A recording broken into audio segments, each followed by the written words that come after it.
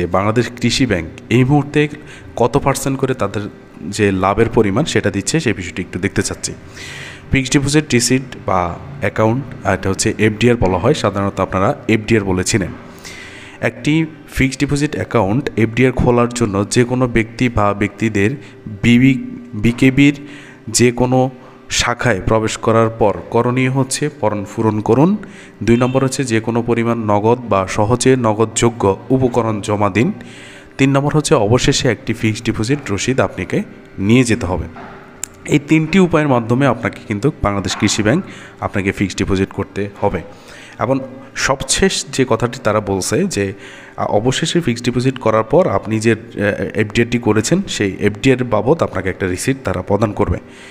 আর গ্রাহকের সুবিধা অনুযায়ী যে বিষয়টি, এটা হচ্ছে খুব দ্রুত তারা কাজটি করে দিবে। আর আরেকটি বিষয় হচ্ছে এখানে আমরা যদি দেখি কত পার্সেন্ট করে দিচ্ছে, এই যে দেখতে পাচ্ছেন 1 মাসের জন্য তারা দিচ্ছে 7%, 3 মাসের জন্য তারা দিচ্ছে 8.50%, 6 মাসের জন্য তারা দিচ্ছে 8.75% এবং 1 বছর এবং তার বেশি মানে 3 বছর পর্যন্ত এর ভিতরে তারা দিচ্ছে 9.25%। এখন এইগুলো খুব সহজ উপায়ে বা সহজভাবে বোঝানোর জন্য আপনাদেরকে এই পার্সেন্টেজগুলোর মাধ্যমে আমরা কিন্তু বের করে দেখাবো যে তাহলে আপনি 1 লক্ষ টাকা জমা রাখলে আপনি কত টাকা করে লাভ পাচ্ছেন। তো এই বিষয়টি দেখার জন্য আমরা এক্সেল শিটের মাধ্যমে চলে যাচ্ছি, যেখানে আপনাদেরকে খুব সহজভাবে বোঝাতে পারবো। বাংলাদেশ কৃষি ব্যাংক ফিক্সড ডিপোজিট 2024, এখানে যদি একটু খেয়াল করে দেখেন বাম পাশে রেখেছি আমাদের টাকার পরিমাণ, আমরা 1 লক্ষ টাকা কৃষি ব্যাংকে জমা রাখতে চাচ্ছি। আর এখান থেকে যে পার্সেন্টেজগুলো বা আপনারা যে মুনাফার হারগুলো দেখতে পাচ্ছেন এগুলো কিন্তু আমরা বাংলাদেশ কৃষি ব্যাংকের যে ভেরিফাইড ওয়েবসাইট রয়েছে সেখান থেকে আমরা কালেকশন করেছি। আর উৎসে করের বিষয়ে আমরা বিগত সময় আলোচনা করেছি। উৎসে করটা হচ্ছে আপনাদের যারা প্রতিনিয়ত টিন সার্টিফিকেট বা ট্যাক্স প্রদান করেন, আয়কর রসিদ যেটাকে বলা হয়, যদি আপনাদের কাছে থাকে সেই ক্ষেত্রে এখানে আপনাদের জন্য হবে 15%। আর যাদের কাছে এই টিন সার্টিফিকেট বা আয়কর রসিদ নেই সেক্ষেত্রে এখানে আপনাদের কাছ থেকে 15% ব্যাংক কর্তৃপক্ষ কর্তন করে নেবে। তো এখানে যদি বলি যে 1 লক্ষ টাকা যদি আপনি রাখেন ফিক্সড ডিপোজিট করে, সেই ক্ষেত্রে 1 মাসের জন্য আপনি ব্যাংকের পক্ষ থেকে 583 টাকা পাচ্ছেন প্রতি মাসে। তবে 583 থেকে আপনার যেহেতু টিন সার্টিফিকেট নেই সেক্ষেত্রে আপনাকে এখানে ধরে নিচ্ছি 87 টাকা আপনার ব্যাংক কেটে নেবে, আর মোট আপনি 496 টাকা পাচ্ছেন। 3 মাসের জন্য যদি আপনি জমা রাখেন সেক্ষেত্রে আপনার 8.50%, আপনি 1 লক্ষ টাকা জমার পরে 3 মাসের জন্য যদি রাখেন সেক্ষেত্রে আপনি 2125 টাকা পাচ্ছেন। আর উৎসেকর হিসাবে আপনার 319 টাকা কর্তন করবে। মোট আপনি 3 মাস পরে 1806 টাকা উত্তোলন করতে পারবেন। 6 মাসের জন্য আপনি যদি রাখেন সেক্ষেত্রে আপনি 4375 টাকা পাচ্ছেন। আর 4375 টাকার উপরে 15% ট্যাক্স আপনাকে দিতে হবে 656 টাকা, কিন্তু সব কাটাছেড়ার পরে আপনি পাচ্ছেন 3719 টাকা। এবার 1 বছর পরে আপনি যদি রাখেন, 1 বছরের জন্য 1 লক্ষ টাকা জমা রাখেন, তাহলে 9250 টাকা পাবেন। এবং এখান থেকে আপনাকে 1388 টাকা সরকারি বাবদ যে ট্যাক্সটি সেটা প্রদান করতে হবে। বাকি 7863 টাকা আপনি কিন্তু উত্তোলন করতে পারবেন ব্যাংক অ্যাকাউন্ট থেকে। এখন এই ক্ষেত্রে এই বিষয়টি সম্পর্কে অনেকের প্রশ্ন থাকতে পারে যে আমি যদি 1 মাসের জন্য করেছি, 1 মাস পর পর কিন্তু আপনি লাভের টাকাটা উত্তোলন করতে পারবেন। এছাড়াও আপনি এই 1 মাস যে রেখেছেন, এই 1 মাসের যদি লাভটা আপনি উত্তোলন না করেন সেই ক্ষেত্রে কিন্তু এটা অটোমেটিকলি রিনিউ হবে, আপনাকে নতুন করে আবার করতে হবে না, এটি কিন্তু অটো রিনিউল হবে। আরেকটি প্রশ্ন হচ্ছে আপনি যদি 3 মাস বা 6 মাসের জন্য করেছেন, এখন আপনি চাচ্ছেন এটা যদি 6 মাসের জন্য করে থাকেন, আপনি চাচ্ছেন এটা 3 মাস বা 4 মাসের মাথায় ভেঙে ফেলতে, বা আপনার টাকার হঠাৎ প্রয়োজন হয়েছে, এই ক্ষেত্রে কিন্তু আপনাকে ব্যাংক কর্তৃপক্ষ কোনো লাভ প্রদান করবে না।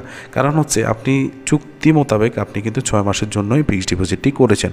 এই ক্ষেত্রে এখন বর্তমানে চাইলে কিন্তু আপনি উঠাতে পারবেন না।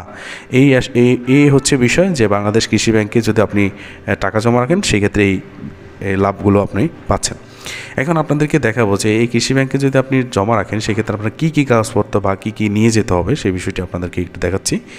তো প্রয়োজনীয় ডকুমেন্টস, যদি আপনি ফিক্সড ডিপোজিটটি করতে আগ্রহী হন সেক্ষেত্রে আপনাকে অবশ্যই যথাযথভাবে পূরণ করা এফডিআর অ্যাকাউন্ট খোলার ফর্মটি আপনাকে পূরণ করতে হবে। 2 নম্বর হচ্ছে এটা অবশ্যই ব্যাংক কর্তৃক আপনাদেরকে দিবে, এই ফর্মটি ব্যাংকেই থাকবে, আপনাদেরকে নিয়ে যেতে হবে না। 2 নম্বর হচ্ছে আবেদনকারীর 2 কপি ছবি পাসপোর্ট সাইজের, সেটা হচ্ছে সাম্প্রতিক, মানে আপনি যখন অ্যাকাউন্ট করতে যাবেন সেই সময় তোলা পাসপোর্ট সাইজের 2টি ছবি আপনাকে নিয়ে যেতে হবে। আর বাংলাদেশ কৃষি ব্যাংকের যে কোনো শাখায় অ্যাকাউন্ট আছে এমন একজন গ্রাহক বা ব্যাংকার কর্তৃক যথাযথভাবে সত্যায়িত করতে হবে আপনাকে এই ছবিগুলো। 3 নম্বর হচ্ছে আবেদনকারীর বৈধ জাতীয় পরিচয়পত্র, যেটাকে আপনারা ভোটার আইডি কার্ড বলা হয় বা জাতীয় পরিচয়পত্র, বাংলাদেশের পাসপোর্ট অথবা ড্রাইভিং লাইসেন্স সত্যায়িত কপি। এই 3টি ডকুমেন্টসের যে কোনো একটি ডকুমেন্টস আপনাকে অবশ্যই নিতে হবে।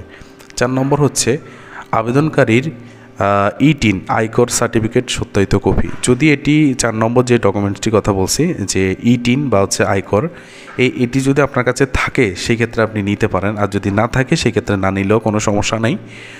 5 নম্বর হচ্ছে নমিনির 1 কপি ছবি, সেটাও অবশ্যই পাসপোর্ট সাইজের হতে হবে। আপনি যাকে নমিনি প্রদান করবেন তার পাসপোর্ট সাইজের 1 কপি ছবি আপনাকে নিয়ে যেতে হবে। 6 নম্বর হচ্ছে নমিনির বৈধ জাতীয় পরিচয়পত্রের সত্যায়িত কপি। আপনি যাকে নমিনি দিতে চাচ্ছেন তার জাতীয় পরিচয়পত্রের ফটোকপি আপনি সাথে নিয়ে যাবেন।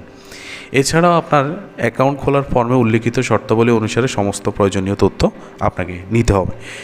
এই যেগুলো বলেছি এগুলোর বাইরে আপনাকে কোনো ডকুমেন্টস না নিলেও আপাতত চলবে, তবে অ্যাকাউন্ট করা যাবে।